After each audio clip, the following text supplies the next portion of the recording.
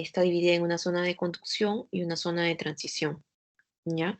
La zona de conducción no va a ser intercambio gaseoso.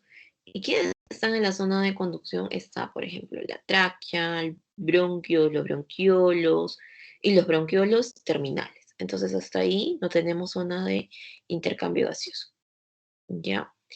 Y tenemos divisiones, se van a ir dividiendo. Las generaciones son las divisiones, ¿no? Hasta la 16ª división, que son los bronquiolos terminales. Luego de los bronquiolos terminales siguen los bronquiolos respiratorios, y acá es donde ya va a empezar la zona respiratoria, el intercambio, ¿ya? A partir de los bronquiolos respiratorios. Entonces hay que recordar también de que conforme la vía aérea va disminuyendo en calibre y se va haciendo más pequeña, se puede, el número de esta va aumentando. Por ejemplo, yo no tengo 10 tráqueas, solo tengo una y tiene un diámetro de 25 milímetros, ¿no? Pero conforme va a ir dividiéndose y va a ir yéndose esta división, este árbol respiratorio hacia la periferia, van a ir aumentando en número, pero van a ir haciéndose más pequeñitos, ¿no? En diámetro.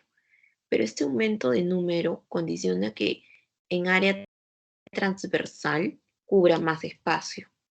Es por eso que tengo alvéolos muy pequeños, pero en gran número y una buena área transversal. ¿Para qué? Para poder hacer un buen intercambio gaseoso.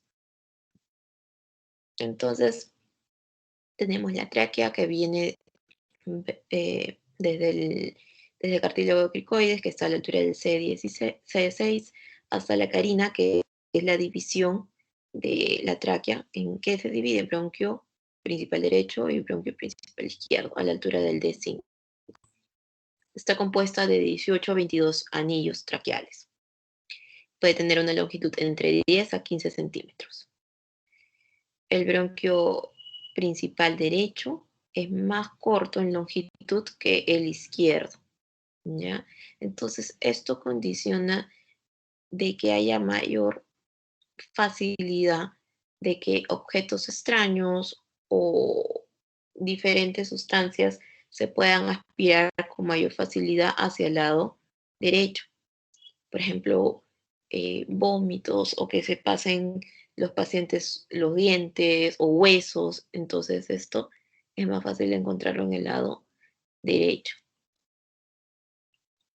Un ejemplo es esta imagen, una placa de tórax en posterior anterior. Podemos ver acá este artefacto, que son dientes postizos, ¿no? Que se ha pasado para el lado derecho. Recuerda que el pulmón, también ambos pulmones van a estar divididos en lóbulos.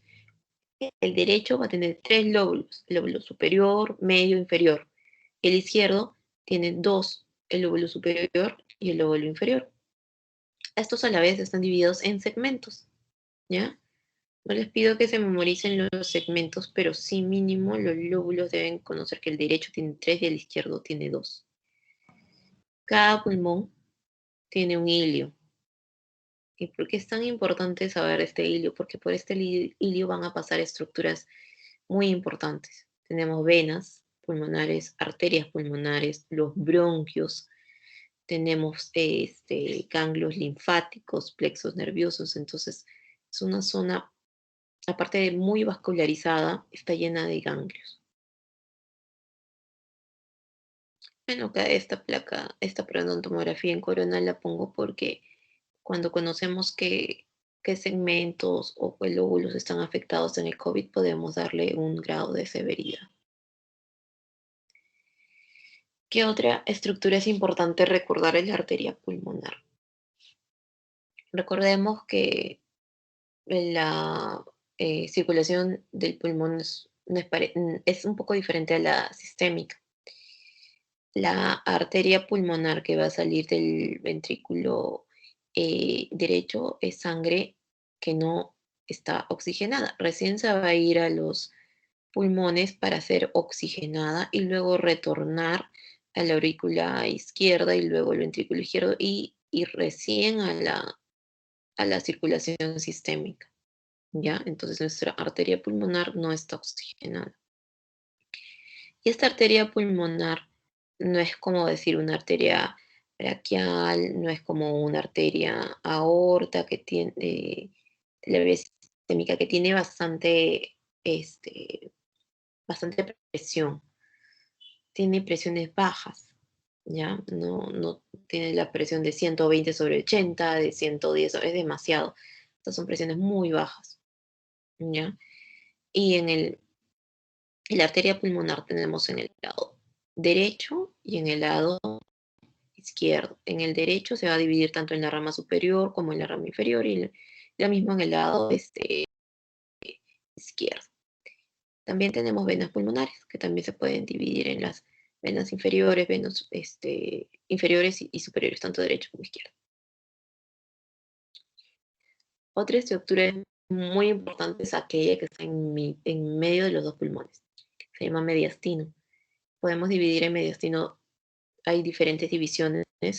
En los libros van a encontrar una división que va a decir hay un mediastino superior, anterior, medio y posterior. Pero hay otro más sencillo, que es el que les muestro acá, que es el mediastino. Todo es el anterior o prevascular, el medio o el posterior. ¿Y por qué es tan importante saber la división del mediastino? ¿Por qué lo tengo que dividir? Porque hay diferentes órganos que van a estar, son tanto los órganos que están en el mediastino que para estudiarlos y eh, comprender la patología de cada uno, tengo que hacer una buena división y así orientar mi diagnóstico. Cuando hablo de mediastino anterior, estoy hablando de todo esto, ¿no? De aquello que está, todo el mediastino que está atrás del esternón y anterior hacia el pericardio. ¿Y ahí qué voy a encontrar? Bueno, voy a encontrar los restos del timo, si es una persona adulta. Si es niño, seguro que el timo. Va a haber grasa mediastínica, vasos mamarios internos, gránulos linfáticos, cadenas mediastínicas anteriores. En el mediastino medio, bueno, voy a encontrar los grandes vasos, corazón, tráquea, bronquios, ganglios. En el posterior voy a encontrar esófago, un conducto torácico, aorta, ganglios. Entonces, hay muchísimos órganos en el mediastino. Luego, recordemos que el aparato respiratorio es muy rico en ganglios linfáticos. Entonces, esto es bien importante por los tipos de diseminación en infecciones o en cáncer, porque todos estos ganglios están conectados. Están conectados, entonces si en un lado, por ejemplo, tengo una tumoración y se va, estas células ingresan a un ganglio, rápidamente se pasa hacia todos los ganglios y disemina muy rápido. Por ejemplo, cáncer de pulmón hace metástasis muy rápido. Entonces son tantos los ganglios que no solamente ven que están en la tráquea, en los bronquios, en las partes vasculares, sino también están intrapulmonares. Son tantos que los han dividido en 14 grupos, o 14 estaciones, ¿no? Y esto a nosotros nos sirve para dar el estadiaje de los cánceres de pulmón. Entonces les pido que les memoricen esto, pero que sí conozcan vean cuántos ganglios hay por todos lados en el pulmón, ¿no? Nunca hay más. Otra estructura que vamos a recordar es el conducto torácico, que está hacia la derecha de la aorta, hacia la izquierda de la vena cibos, y va a transportar linfa. Entonces, se dan cuenta que esto está en el mediastino posterior.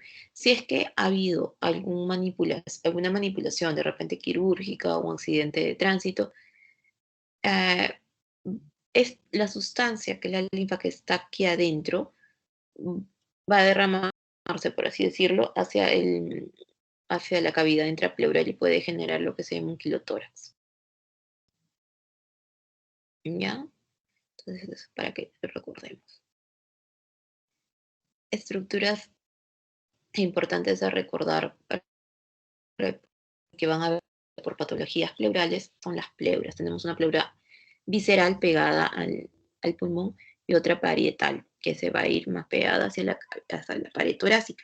Entre ellas está la cavidad pleural, que dicen que es una cavidad virtual, que no hay líquido, no hay nada.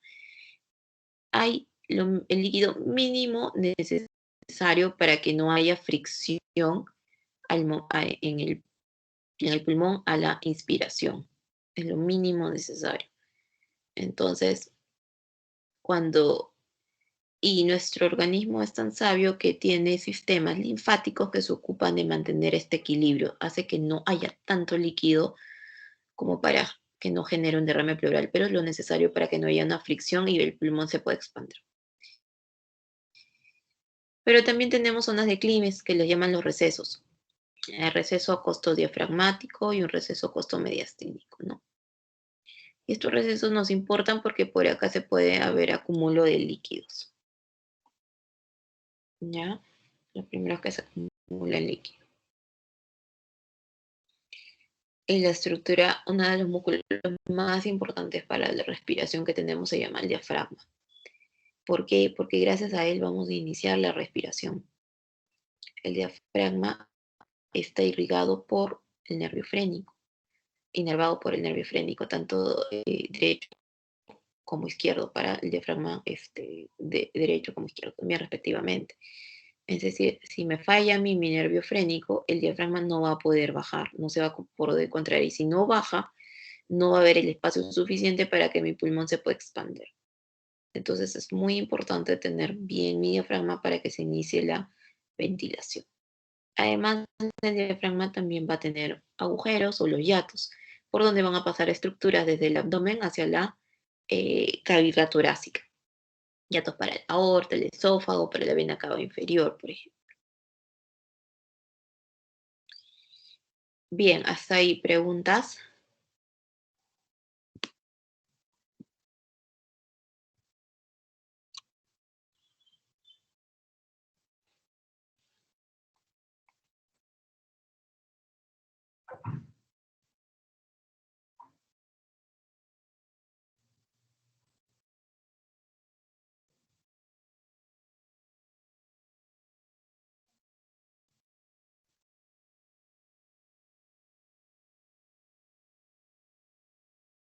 ¿Alguna pregunta?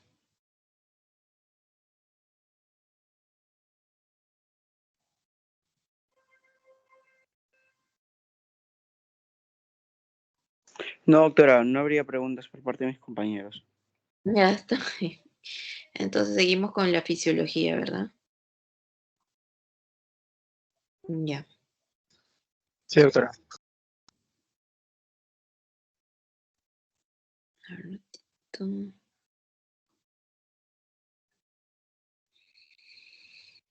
Bien. Entonces, en cuanto a fisiología, nuestro pulmón va a hacer varias funciones. Las más importantes que vamos a recordar ahora son la ventilación y el intercambio de gases. Vamos a empezar con la ventilación. Para hablar de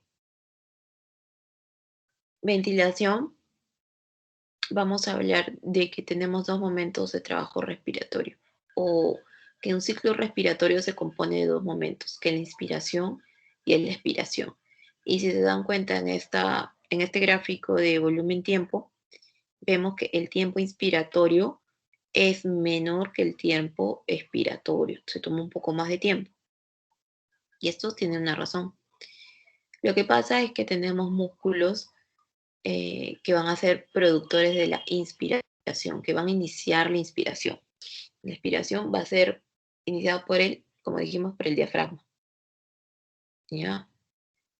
Y lo va a ayudar los intercostales externos. Los demás músculos que vemos acá se van a utilizar siempre y cuando haya que el paciente de repente necesite aumentar las frecuencias respiratorias, que el paciente tenga un metabolismo aumentado porque está escéptico, porque ha hecho ejercicios, porque tiene fiebre, por diferentes razones, ¿no? No necesariamente es que estos músculos que son los facilitadores de la fase, accesorios de la fase, van a estar, van a van a trabajar de manera constante, no como en el diafragma, ¿ya? Entonces, la inspiración es un momento de trabajo respiratorio que es activo, porque se va a iniciar por el diafragma. En cambio, la expiración, miren, no tenemos músculos productores, es es una fase pasiva, ¿ya? Que lo pueden ayudar intercostales internos, sí, pero en verdad es una fase pasiva, porque no depende de músculos, sino vamos a ver de qué depende ahorita. Bien, empecemos entonces recordando cómo se inicia la ventilación. Y para eso hay una ley que nos ayuda a comprender esto, ¿no? La ley de Boyle-Marriott. Nos dice que a temperatura constante, la presión es inversamente proporcional al volumen. Es decir, donde hay más presión, hay menos volumen. Donde hay menos volumen, hay más presión, ¿no? Inversamente proporcional. Por ejemplo, acá pueden ver que a nivel del mar, nosotros tenemos una presión atmosférica de 760. ¿Ya? Esto no lo olviden. Nosotros, Lima está a nivel del mar. Nuestra presión atmosférica, 760. Y por ejemplo, acá vemos un ejemplo de un tórax que está en reposo, no se ha iniciado la respiración todavía. Entonces mantiene una presión atmosférica de 760 niveles. Y acá está el diafragma. Entonces, acá podemos ver que el diafragma, vamos a iniciar la respiración. El diafragma estaba hacia una altura y ha descendido aplastando la cavidad abdominal, entonces generando mayor volumen de tórax, ¿verdad? Y dijimos, si hay mayor volumen, ¿qué significa? Que va a haber menos presión. Y ha bajado la presión que había en los pulmones, que ya no es 760, sino 755. Pero en el ambiente, yo sigo teniendo una presión atmosférica de 760. Entonces, acuérdense que un gas se mueve de mayor presión hacia menor presión. Entonces, el gas que tiene mayor presión de 760 se va hacia donde hay menor presión, 755. Y es así como ingresa el aire. ¿De acuerdo? Acuérdense que para que iniciarse la respiración, mi diafragma ha tenido que ser desplazado. ¿Y esto qué hace? Aumenta el volumen gracias a que se aumentan los diámetros longitudinales, anteros, posteriores y transverso del tórax. Esto es para que vemos que en la inspiración, cuando yo tomo aire, se dilatan las vías aéreas intratorácicas, ¿no? Se abren, se abren, se abren. En cambio, hay un colapso en las vías aéreas extratorácicas. Cuando ya sale el aire en la expiración, hay una tendencia de colapso de la vía aérea intratorácica.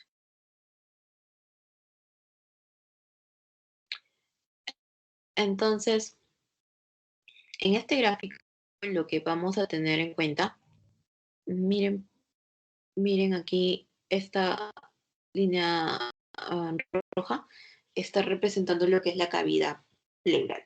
Yo les dije que en la cavidad pleural había líquido, pero era lo mínimo necesario como para que no haya una fricción entre el roce de las pleuras cuando haya una expansión pulmonar. Y para eso había unos sistemas linfáticos que mantenían este equilibrio. Hacen como, para que no haya tanta líquido, succionan constantemente. Y esto provoca que intrapleura, dentro de la cavidad, haya una presión intrapleural negativa, que es de manera constante. Acá adentro hay una presión negativa, que puede ser -5 o -4, pero siempre es negativa. Entonces, ¿pero por qué me interesa eso? Es porque gracias a esta presión hace que mi pulmón se mantenga en expansión y no se colapse, ¿ya? ¿Por qué? Porque el pulmón tiende al colapso. ¿Y cómo se llama eso? Bueno, es que hay una propiedad que tiene el pulmón que se llama elasticidad pulmonar. ¿Y qué te dice esa propiedad? Que luego de formar el pulmón, es decir, luego de hacerlo estirar por la inspiración, este tiende a volver a su estado normal, tiende el colapso. Entonces, si yo inicio aumento de la expansión del tórax, del pulmón, hasta cierto punto, ¿no? Empieza a inspirar y luego llega a su punto límite y regresa, hay un retroceso elástico y regresa a su estado normal de manera pasiva. Es por eso que no hay un músculo expiratorio, por eso es que la expiración es de manera pasiva, ¿ya? Gracias al retroceso elástico del pulmón. Acá está todo lo que se ha estado explicando. Alrededor del pulmón, es decir, en la cavidad intrapleural, tenemos una presión negativa constantemente, porque eso evita el colapso pulmonar. Ya, entonces acá el paciente va a empezar, vamos a ver esta curva, va a empezar a tomar aire. Estos son todo el aire que va entrando al pulmón. Van a tomar aire y conforme va agrandando el pulmón, va entrando más aire, más volumen, esta presión alrededor intrapleural va haciéndose más negativa para que se pueda expandir lo máximo que se pueda. Entonces va tomando aire, va tomando aire, se va expandiendo, va abriendo todos los alvéolos que se puede, recluta lo máximo de alvéolos, pero llega un punto de que ya no se puede reclutar más, que está en el máxima expresión y no le queda nada más que retornar gracias al retroceso elástico. Y se va haciendo menos negativa la presión intrapleural, pero sigue siendo negativa, y va disminuyendo el volumen, va disminuyendo el volumen, va disminuyendo el volumen, gracias a la respiración. Bien, ahora podemos hablar de lo que son los volúmenes respiratorios. Y esto nos va a ayudar para entender más adelante lo que son las pruebas de función pulmonar. Nosotros respiramos en reposo, en aire ambiente, viendo tele, estudiando, leyendo.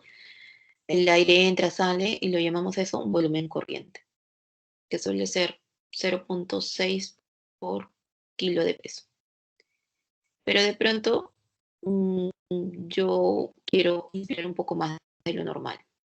Ese extra se llama volumen de reserva inspiratoria.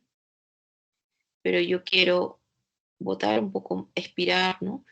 Un poco más de aire. Todo lo máximo que pueda es el volumen de reserva inspiratoria. Y sigo respirando normal y tranquila. Pero hay un volumen que yo no podía mover, que se va a quedar siempre dentro del pulmón, y esto se llama volumen residual. Este volumen residual no se mueve, siempre está de manera perenne en mi pulmón. Mi pulmón nunca se va a quedar sin aire, siempre tiene que tener un poco de aire, ¿ya? En algunas patologías, algunas enfermedades, este volumen residual puede aumentar. Puede aumentar a costa de volúmenes de reserva expiratorio, o a costa de volúmenes de reserva de volumen corriente, a costa de volumen. Entonces va a ir comprometiendo la capacidad, puede llegar a comprender la capacidad pulmonar total del paciente. ¿Y por qué me interesa? Es porque no le va a permitir hacer mayores cosas al paciente más que estar en reposo. ¿Ya? No va a poder movilizar más aire. Cuando estás en ejercicio, tú movilizas más aire. No estás como un volumen corriente, sino usas tu volumen de reserva respiratorio, el expiratorio cuando haces ejercicios. Pero si este volumen residual aumenta, el problema va a ser por acá. Entonces, también hay que recordar ciertas definiciones como el espacio muerto anatómico, que es el espacio el cual yo no voy a hacer lo que es intercambio gaseoso. ¿Como quién, por ejemplo? Tráquea, por ejemplo. Bronquios principales. ¿Y cuánto suele ser? 150 mililitros. También hay otros conceptos que es el espacio muerto alveolar, que te dice que son aquellos alveolos que pueden estar colapsados, pero es despreciable en los sanos. El más importante es el espacio muerto anatómico, 150 mililitros. Ya, esto es importante recordar. Bien, entonces ya vimos ventilación y ahora vamos un poquito a la difusión. Cuando yo respiro aire, no solamente está entrando oxígeno a mis pulmones, también están entrando otros gases, nitrógeno, argón, e incluso, miren, dióxido de carbono, entre otros. Pero son despreciables porque son de repente muy difusibles que no hacen diferencia, por ejemplo, en el nitrógeno, ese es el caso, ¿no? Y bueno, dentro de toda esta concentración hay un porcentaje de oxígeno que es el 21%. Entonces, en el aire que yo respiro el 21% de oxígeno, ¿ya? Y si yo quiero saber cuál es mi presión parcial de oxígeno en el aire, digo, es 21% por la presión atmosférica. Es 21% o 0,21, que es lo mismo, ¿ya? Y depende, miren, de la presión atmosférica, porque yo siempre voy a tener en el aire 21%, pero la presión atmosférica puede variar. Y lo vemos en el gráfico. Así yo me vaya a mucha altura, voy a seguir respirando en el aire, del aire oxígeno y va a estar al 21%. ¿Qué es lo que varía? La altura, por lo tanto, varía la presión atmosférica. A más presión, perdón, a más altura me voy, menor presión atmosférica voy a tener, ¿ya? Y esto va a condicionar que la presión parcial del oxígeno en el aire cambie de acuerdo a la presión atmosférica, no a cuánto estoy respirando de oxígeno.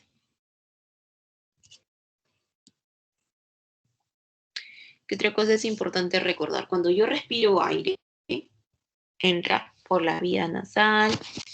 Entonces, ¿por qué por ahí es importante que ingrese? Porque esta mucosa nasal, los cornetes, todo lo que está en la parte respiratoria alta, las vías respiratorias altas, me ayuda a humedecer el oxígeno, me ayuda a calentar el oxígeno, el aire que ingresa. Y si no va a poder, me va a hacer daño y no estaría bien que ingrese así a los pulmones. Es por eso que es importante que ingrese por la vía aérea superior, ¿ya? Y en la vía aérea superior también se encuentran con un gas que se llama el gas de vapor de agua, ya que siempre es 47. Eso es para que lo recuerden, ¿sí? Y luego va bajando el aire ya con el gas del vapor de agua, con todo eso, y va a llegar al alveolo, y en el alveolo que va a encontrar es otro gas que se llama el dióxido de carbono. Ese va a estar en el alveolo.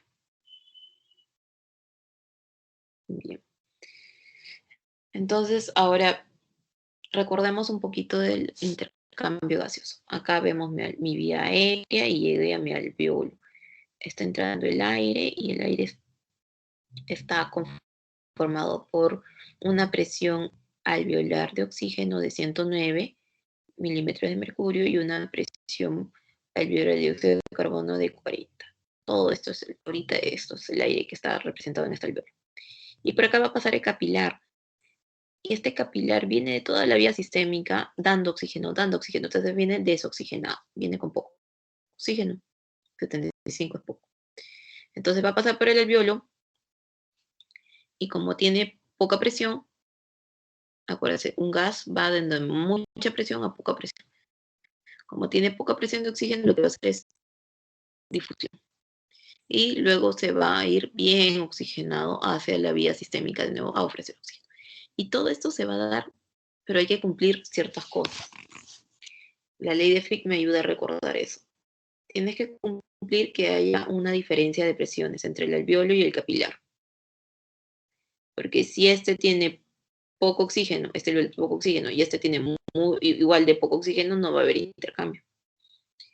Si mi membrana es pobre, está rota o hay problemas, generalmente con rupturas de membranas del alveolo, puede tener menos superficie para intercambiar y va a haber menos difusión. Y si por acá se pone grueso la membrana alveolar, se pone ahí depósito en el intersticio, hay engrosamiento del capilar, entonces tengo que voy a tener menos difusión también. Eso nos dice la ley de FIC nos ayuda a ver si todo está ok, hay una buena difusión. Pero también vamos a recordar otros conceptos, que es el equilibrio, ventilación, perfusión. Acuérdense, si un alveolo está bien ventilado hay una buena perfusión, eso es ideal. Pero no siempre es así. A veces voy a tener alveolos mal ventilados porque hay una obstrucción en la vía aérea que me impide que haya una buena ventilación. Por lo tanto, la sangre que pasa por acá no va a estar ventilada, no va a estar oxigenada, en otras palabras. Entonces va a haber un desequilibrio en cuanto a la ventilación, porque perfusión hay, el problema es la ventilación. Si acá hay un alveolo que está bien ventilado, pero el problema es el capilar, entonces va a haber también un desequilibrio. No va a ser problema de ventilación, sino de la perfusión. Pero tenemos nosotros cortocircuitos anatómicos, es decir, hay ciertos vasos que no van a pasar por la oxigenación y se van a ir directamente hacia el corazón para la vía sistémica, pero es lo mínimo y nuestro cuerpo es imperceptible para nuestro cuerpo. Por ejemplo, ¿en qué casos? En las venas de Tebesio en el caso de las arterias bronquiales. ¿No? No se oxigenan al corazón, está en el lado izquierdo para irse a la vía sistémica. ¿Ya? ¿Y qué otro concepto es importante recordar? La gradiente del alveolo arterial. La gradiente del alveolo arterial no es otra cosa que una diferencia de presión de oxígeno en el alveolo menos la del capilar. ¿Y cuánto te dice que debe ser? Entre 10, hasta 10 milímetros de mercurio. Bien, y esto es vamos a entrar ahora un poquito a lo que ya vamos a ir viendo. Esto vamos a verlo en insuficiencia respiratoria aguda que me toca dar, me toca hacer la clase. Solamente lo voy a tocar rápido, ya en insuficiencia respiratoria aguda vamos a tocarlo cada punto más detalladamente. Recordar solamente que la hipoxemia tiene una definición que es la disminución de la presión parcial del oxígeno en sangre arterial. Esto es bien importante.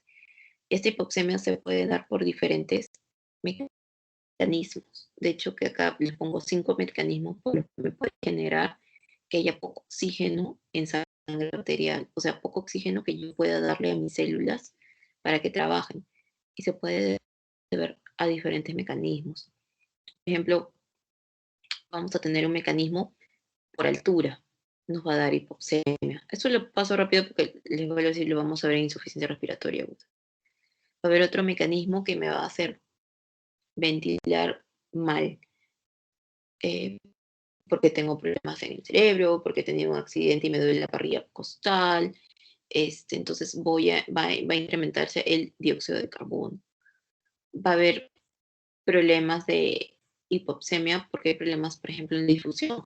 Viendo la fórmula de Fick, la que hemos visto hace poco, alguna de estas variables tiene alguna alteración, o no tengo una buena superficie de intercambio, o no hay una buena diferencia de presiones, o el espesor de la membrana es muy, muy grueso y no puedo hacer buena difusión, me genera hipoxemia.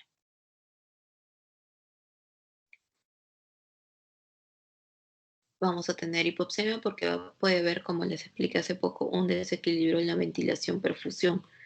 O mi alveolo está mal ventilado y hay una buena perfusión, o tengo un alveolo bien ventilado y hay una mala perfusión. ¿Ya? Entonces todo eso es. Y el otro mecanismo que se va a dar para generar hipoxemia es el shunt, que es un cortocircuito, que se va a dar, dijimos que habían ciertas, ¿dónde está? Ciertos vasos que no iban a pasar, este cortocircuito es un shunt, por ejemplo, que no van a pasar por el intercambio.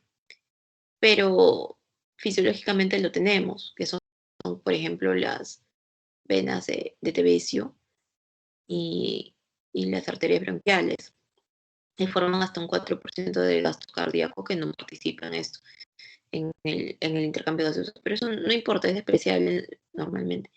Pero ¿qué pasaría si esto cortocircuito aumenta? Y puede aumentar en diferentes enfermedades, porque de repente hay un edema pulmonar, atelectasia, síndrome de estrés respiratorio, o malformaciones musculares. Entonces, si es que esto aumenta, me va a generar una hipoxemia. Y esto no se va a corregir por oxígeno. Bueno, ya acá hay una tablita que va a irme resumiendo lo que hemos hablado. Pero como vuelvo a repetir, esto, desde hipoxemia vamos a verlo detalladamente en insuficiencia respiratoria aguda. Bien, preguntas hasta ahí.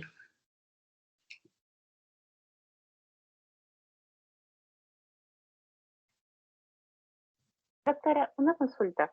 Con Sí. respecto a las presiones, ¿la caja torácica y la musculatura cómo afecta esta gradiente? ¿O no le afecta para nada?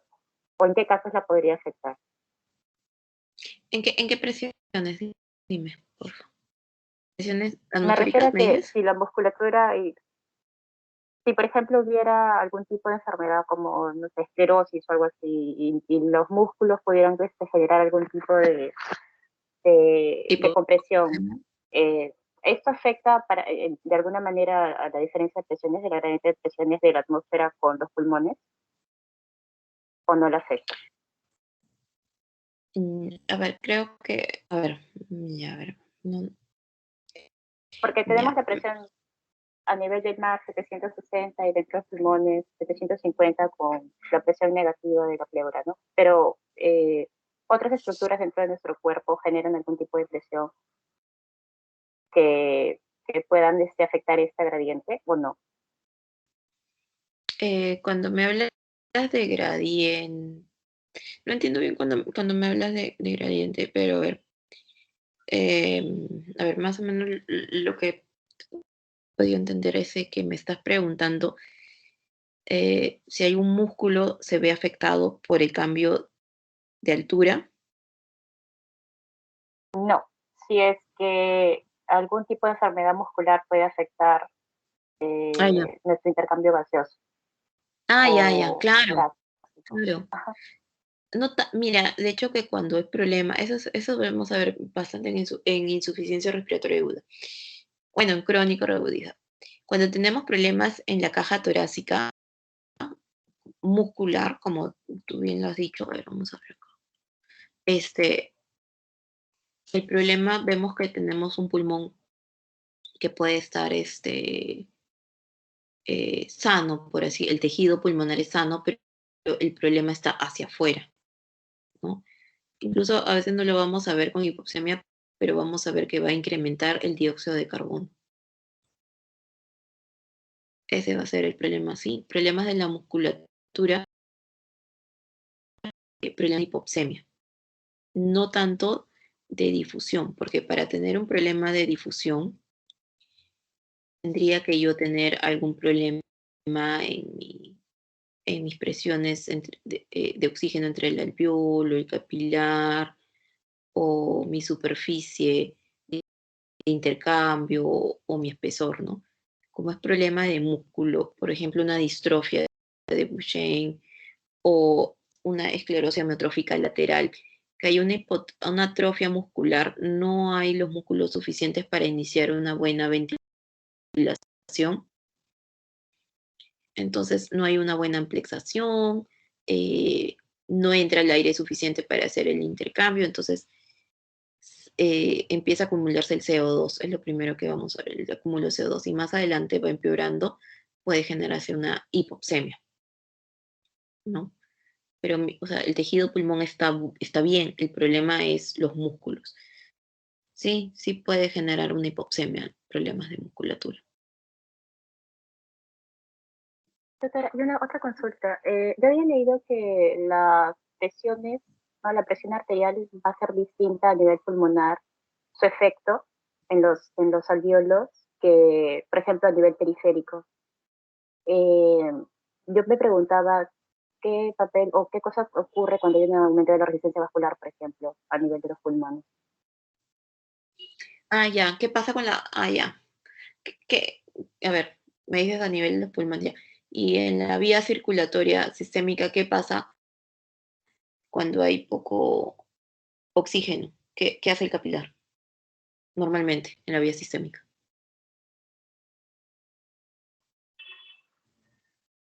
Aumenta, ¿no? Las presiones, cuando hay un aumento de la resistencia vascular, aumenta la presión arterial, Ya. ¿no? Para vencer esa resistencia. Por ejemplo, por ejemplo, en el pulmón, ay, a ver, creo que por acá tengo, de hecho eso sí, con esto será, ya. Eso lo vamos a ver también en síndromes vasculares, ¿no? Por ejemplo, acá está bien, no, ya me acuerdo, acá hay un gráfico.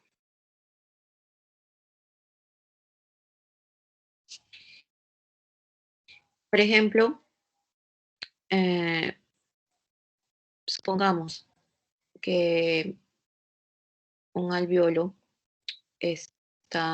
acá supongamos que no hay una buena, ¿dónde puede haber? Porque acá se achica un poco, vamos a ver. Ya, aquí. Pues al revés, ya. Supongamos, bueno, no importa, aquí nos quedamos. Supongamos que este es el alveolo y acá hay un problema en el alveolo que no lo deja que ingrese bien el oxígeno, que ingrese bien el aire. Entonces lo que hace el capilar es una vasoconstricción, porque no le sirve estar por ahí. Esa es la vasoconstricción refleja que hace a nivel pulmonar estos capilares. Si acá no va a recibir oxígeno, lo que hace es una vasoconstricción de este capilar y va a redirigir el flujo hacia donde hay un alveolo bien ventilado. Y si hay lo suficiente si hay varios capilares con vasoconstricción, varios, un montón, esto va a generar un aumento de la presión de quién? De la arteria pulmonar. Entonces, gracias a esta vasoconstricción refleja, ¿no?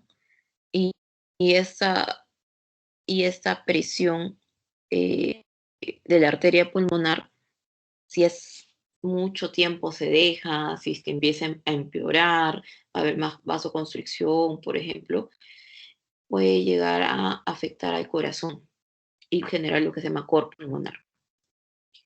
Por ejemplo, quienes tienen problemas acá, no sé, por ejemplo, los pacientes con EPID o con enfermedades también del intersticio, que el problema de repente no es tanto el alveolo, pero el problema es el intersticio y no hay un buen intercambio, entonces no le llega el aire suficiente o el oxígeno suficiente capilar, entonces el capilar no lo recibe, hace vasoconstricción, se va hacia otro lado. Entonces, y así se van y cerrando varios capilares, generando la hipertensión pulmonar. Eso es lo que pasa en el pulmón.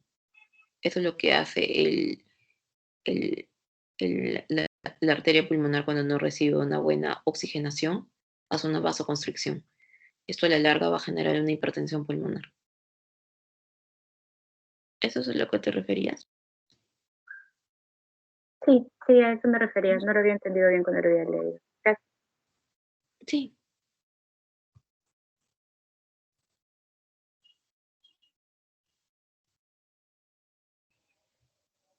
¿Alguna otra pregunta?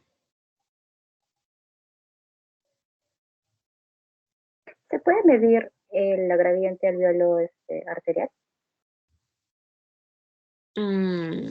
Acá. Nosotros le vamos a sacar gracias a la gasometría.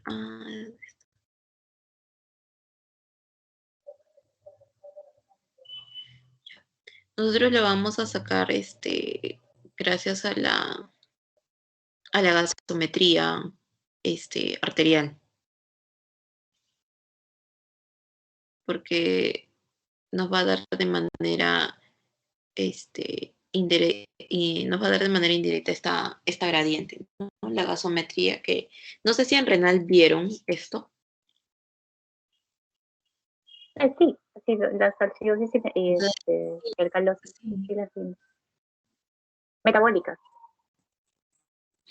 sí, sí, acá nos va a dar la gradiente, la gasometría. Sí. Gracias. Ujú.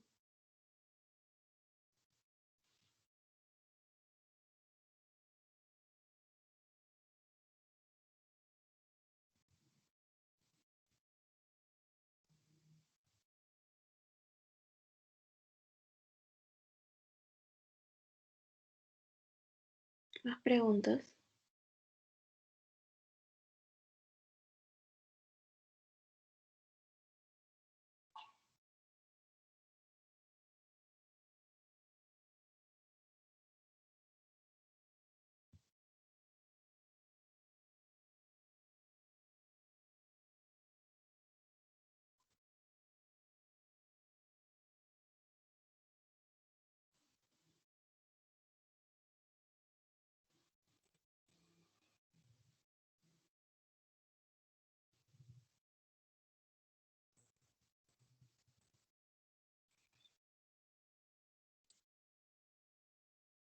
Una pregunta. Ay, creo que había algo en el chat. ¿O no? ¿O no? ¿Alguna otra pregunta?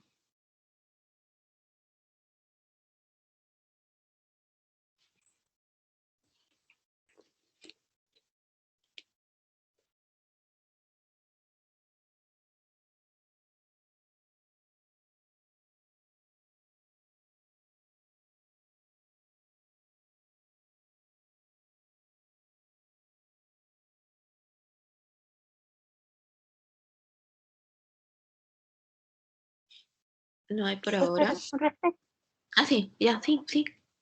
disculpa, con respecto No, no. al equilibrio que hay entre el alveolo y la presión arterial, como las presiones son bastante bajas, o podría ser que si es que hay mucha presión, ¿no? El alveolo no se pueda eh, expandir. Pero cuando es en el caso contrario, o sea, hay enfermedades que eh, mantengan al alveolo, no sé, hiperinsuflado y que no permita la perfusión normal. Mm, claro, de hecho, por ejemplo, ahora estamos viendo bastante daño alveolar por la ventilación mecánica. A veces se pone tanta presión de aire en el ventilador que puede romper el alveolo y genera este tipo de problemas, ¿no? O, por ejemplo, cuando lean enfisema, cuando vean pacientes que tienen este enfisema pulmonar, van a ver que hay ruptura de estas membranas alveolares y no se va a poder hacer el intercambio gaseoso y va a generar hipoxemia que puede llevar a la insuficiencia respiratoria. Sí, claro, sí, sí, hay daño alveolar. Los rompe, el ventilador mecánico. Ahora se ve más por lo del COVID, si hay daño alveolar. Pasaré, cuando hablan sobre el FIO2, usualmente Ujú, ponen FIO2 21%, ¿no? Y me ujú. parece que también hay una medida cuando estamos hablando de ventilación mecánica también. ¿Cómo, qué tan importante es o cómo se maneja este dato? Allá, cuando te dicen FIO2, me están diciendo la fracción inspirada del oxígeno. Eso sí, eso es sus siglas en pequeño, ¿no? Y te dicen 21%, parece que yo les dije el aire que estoy respirando, todo el aire, el 21% o el 0,21 es oxígeno. Entonces estoy respirando ahorita nosotros estamos respirando a un FIO2 de 21%. Si ustedes ven que dice FIO2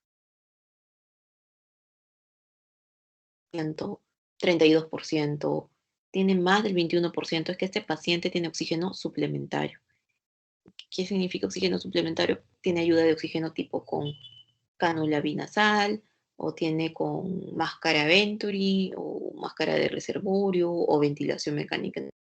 Entonces, cuando viene el dato que le dice, este paciente tiene una saturación de oxígeno por oximetría de 91% con un FIO2 del 32%. Entonces ahí ya estoy viendo que a pesar que le están dando ayuda suplementaria de oxígeno, mantiene una saturación de oxígeno con las justas de 91%. Es por eso que es muy importante, ¿no? Y no es lo mismo tampoco un paciente que te digan, ah, tiene saturación de oxígeno de 27%. Está bien, está tranquilo, 97%. ¿Y cuánto está su y un FIO2 de 40%? No puedo decir que está bien, porque tengo que darle un 40% de o sea, un 20% extra de oxígeno para que mantenga una saturación del 97%. Entonces, sí, sí es bien importante si le dicen la saturación del paciente está en tal porcentaje. Ah, ya, pero a ti te interesa saber cuánto es tu FiO2. Y esa fracción es la misma a cualquier altura, ¿verdad? Porque es el porcentaje. Ajá, al del 21% sí, es lo mismo a cualquier altura. O sea, es imposible que sea menor de 21% para un paciente. Sí, no debería ser menor de 21%, pero a menos que tú le estés haciendo inhalar un gas venenoso o que esté en un incendio, inhalando monóxido de carbono, ¿no? Ahí es donde se puede desplazar y puede disminuir el porcentaje de oxígeno, ¿no? Por el humo. Oh. O sea, si viene un paciente que ha estado, por ejemplo, que lo han traído, ha estado en un incendio, ha estado atrapado y cuando ingresan y le hacen el estudio de los gases arteriales, el FiO2 aparece disminuido. Sí, seguramente que va a estar disminuido, es más probable que sí, hay que darle oxígeno. Ujú. Cambia el FiO2 si es que está en un incendio, ¿no? Gracias, doctor. Sí. Más preguntas.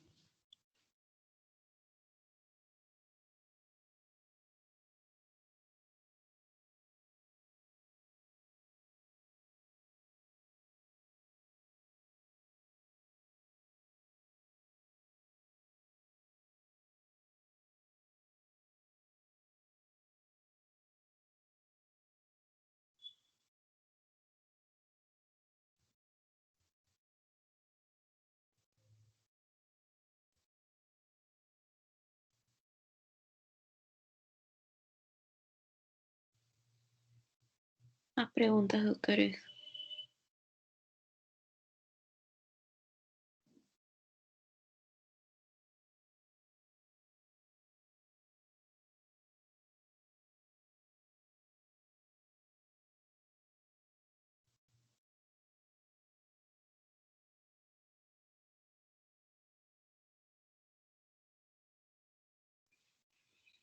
Bien, si no hay más preguntas por ahora, nos quedamos hasta aquí y ya nos estamos viendo para la próxima teoría. Me despido, gracias, hasta luego. Gracias, doctora. Doctora, muchas gracias. Hasta luego.